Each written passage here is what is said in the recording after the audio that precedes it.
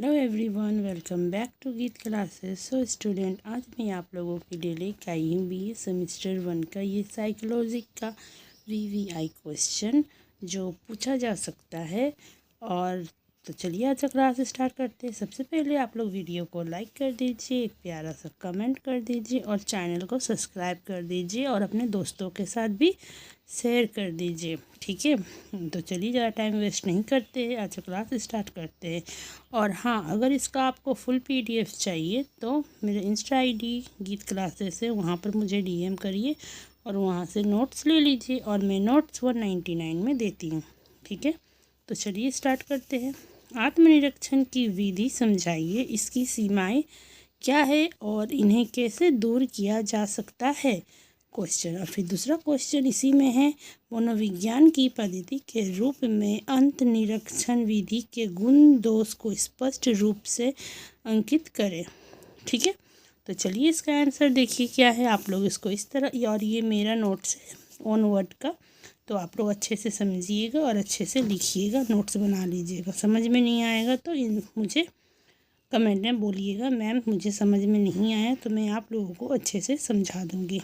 चलिए देखिए, आत्मनिरीक्षण मनोविज्ञान की सबसे पुरानी और मौलिक विधि है, ठीक है।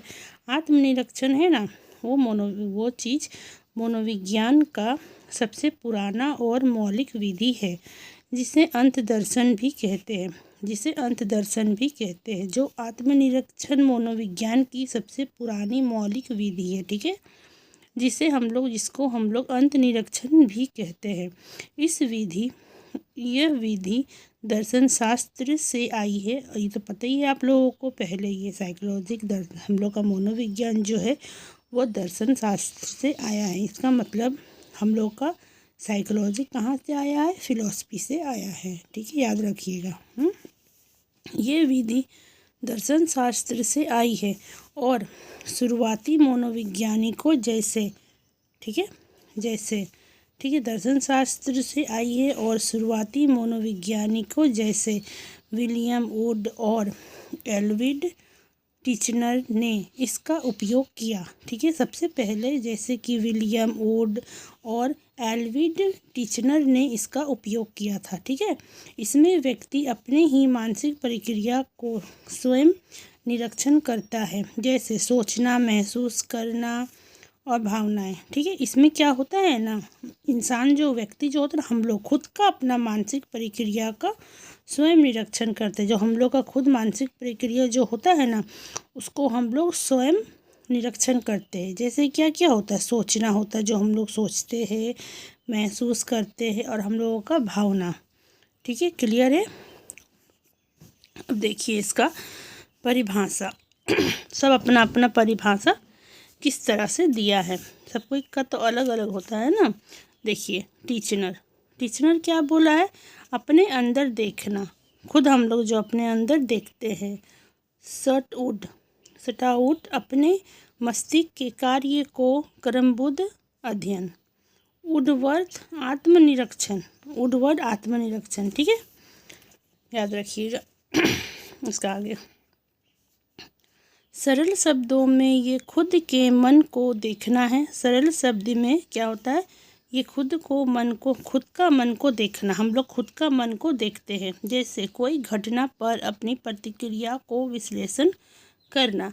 इसमें हम लोग खुद का मन को देखते हैं और कोई घटना को हम लोग जो विश्लेषण करते हैं, जैसे कि आप कहीं पर गए, ठीक है, अगर वहाँ पर क्या क्या हुआ, कैसे हुआ, तो आप वो बताते हैं ना, विश्लेषण करते हैं, बताते हैं सब कोई को क्या क्या हुआ, कैसे हुआ, क्या हुआ, कौन क्या बोला, ऐसे भी होता है ना, वही विश्लेषण करना घटना को, ठीक है।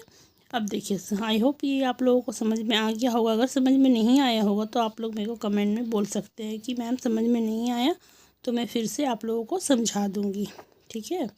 अब देखिए प्रक्रिया, व्यक्ति किसी बाहरी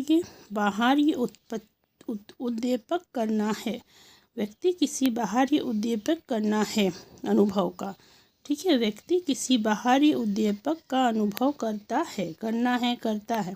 बाहरी उद्दीपक मतलब जैसे कि बाहरी उद्दीपक मतलब जैसे हम लोग कहीं जाते हैं, वो चीज़ देखते हैं, उसको महसूस करते हैं, उसके बारे में सोचते हैं, या हम लोग के सामने कुछ हो गया, लड़ाई हो गया, एक दूसरे सब लड़ रहा, या एक्सीडेंट हो गया, या कोई गिर गया, ठीक है, वही होता है। फिर अपनी मानसिक स्थिति पर ध्यान केंद्रित करता है। फिर वो हम लोग जो चीज़ देखते हैं ना, वो हम लोग अपना मानसिक स्थिति पर ध्यान एकत्रित करते हैं, मतलब ध्यान देखते हैं, उसको महसूस करते हैं, उसको समझते हैं, उसको अपने आप को समझते हैं कि हाँ ये कैसे हो गया, क्या हो गया, ठीक है, वही है। इसका क्रमबद्ध वर्णन करता है, ठीक है, इसका क्रमबद्ध वर्णन करता है। अब उदाहरण, आप संगीत सुनते हैं और सोचते हैं, ये संगीत मुझे उदास क्यों कर रहा है, ये आत्मनिरीक्षण है। जैसे हम लोग कोई संगीत सुनते हैं, ठीक है, जैसे कोई हम लोग गाना सुनते हैं, देखते हैं कोई गाना सुनकर हम लोग उदास हो जाते हैं, क्योंकि वो संगीत हम लोगों को उदास कर रहा है। हम सोचते हैं ना ये संगीत हम लोगों को उदास क्यों कर रहा है, यही हम लोगों का आत्मनिरीक्षण है। अगर कोई फिल्म देख, मान लीजिए आप कोई फिल्म देख रहे हैं, ठीक है, फिल्म देख रहे हैं, सैड फिल्म देख रहे हैं, ठीक है, तो आप वो फिल्म देख के सैड हो जाते हैं, रोने लगते हैं, उदास हो जाते हैं, आप बोलते हैं ना क्या है ऐसा, कैसे ऐसे हो गया, ये ऐसे क्यों कर रहा है, वही, तो वो हम लोग का आत्मनिरीक्षण है। क्रोध आने पर मेरी आंखें गर्म क्यों हो रही है, दिल की धड़कन तेज क्यों है, ठीक है। अगर हम लोग बहुत कोई गुस्सा आता है, बहुत इंसान के अंदर अलग अलग चीज़ होता है, मैं तो ये नहीं बोलूँगी कि आपका अंदर हो ऐसा होता होगा, ठीक है।